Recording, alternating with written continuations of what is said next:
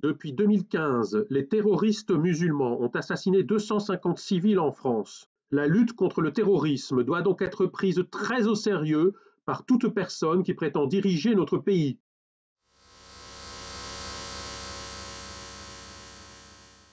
Le soir du 20 avril, peu après qu'un terroriste musulman ait assassiné un policier français sur les Champs-Élysées, Emmanuel Macron a déclaré, sur le plateau du débat présidentiel: Le premier devoir, la première mission du président, c'est de protéger.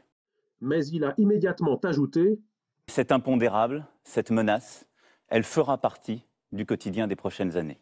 Ce qui signifie clairement que Macron n'a en réalité aucune envie de nous protéger contre le terrorisme islamique et que les attentats musulmans continueraient s'il était élu.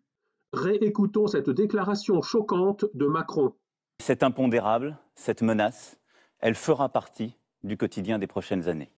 Ainsi, 250 civils assassinés par les musulmans en France depuis 2015, c'est un impondérable, selon Macron.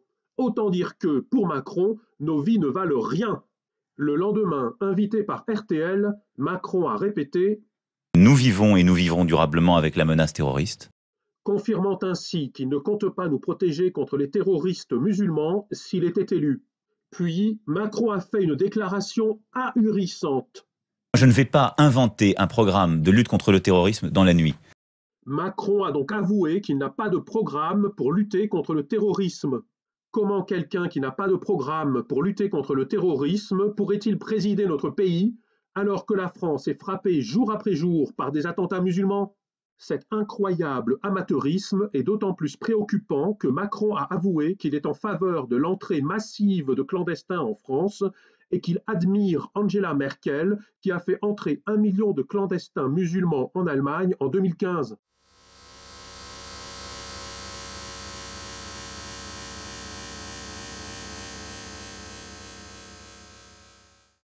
Avec Macron, qui veut faire entrer des millions de clandestins musulmans dans notre pays et qui n'a pas de plan pour lutter contre le terrorisme, ce sont des centaines, voire des milliers de Français de plus qui seraient massacrés par les terroristes musulmans.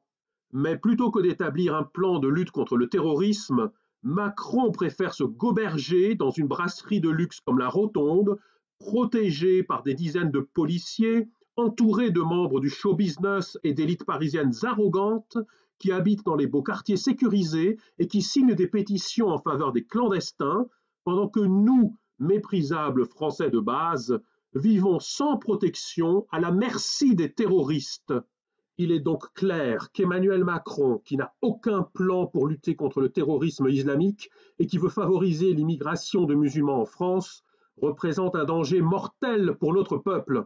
Avec Macron, l'islamisation de notre pays s'aggraverait encore. Avec Macron, les attentats musulmans se multiplieraient.